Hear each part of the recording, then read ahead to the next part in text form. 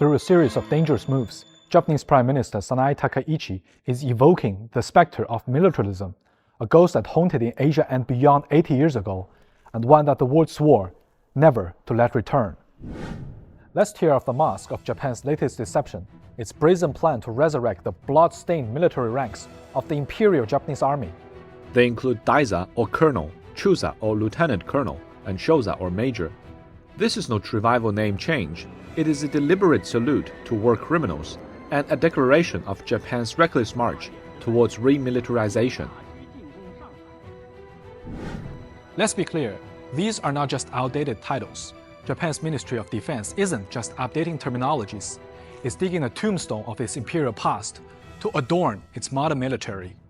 The current First Sano becomes Daisa, First I reverts to Tai or Captain, and even service branches get a fascist facelift. Futsuka or General Service becomes Hoheika or Infantry. Toka or Special Service turns into Hoyoka or Artillery. Every one of these names reeks of the bayonets that pierced Nanjing's streets, the incendiary bombs that burned North China's villages, and the lab coats that experimented on living humans in Unit 731. The Japanese government's excuses are laughable, if not criminal. One day it whines that the public does not understand current ranks. The next it claims it needs to align with the US and NATO. But this is a barefaced lie. Japan's self-defense force ranks have long been fully compatible with Western military terminology. The only barrier here is Japan's refusal to confront its blood-soaked history of aggression. These ranks, used by the Imperial Japanese Army from 1871 to 1945, were not just a part of a military hierarchy, they were badges of mass murder worn by those who turned genocide into a bureaucratic process. Let me name a few and spell out the horrors that these ranks represent. Takaishi Takamori held the rank of Daisa and served as the commander of the 145th Infantry Regiment of Japan's 6th Division, one of the core perpetrators of the massacre.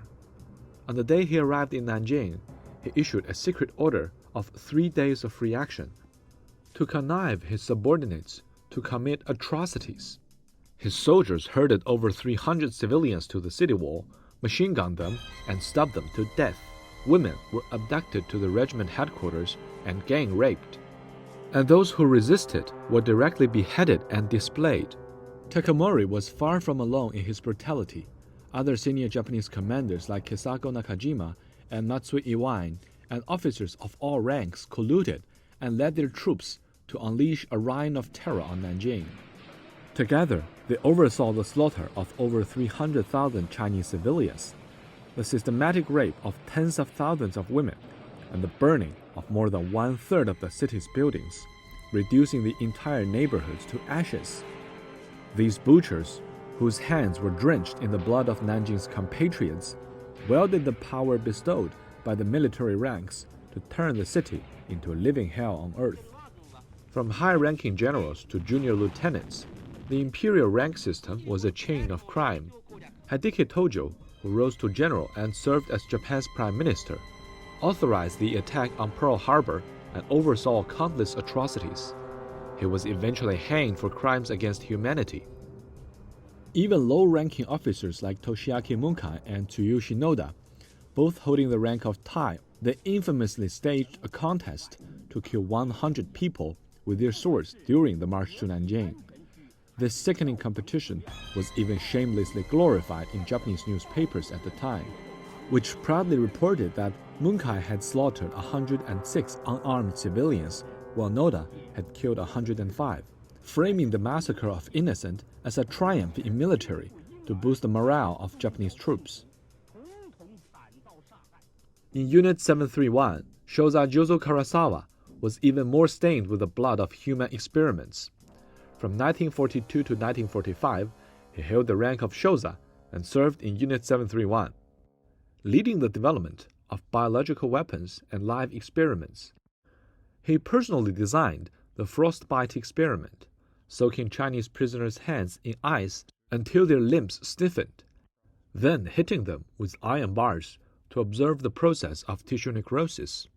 He also forced victims to be infected with the plague and cholera, and performed vivisections without anesthesia to record virus spread data.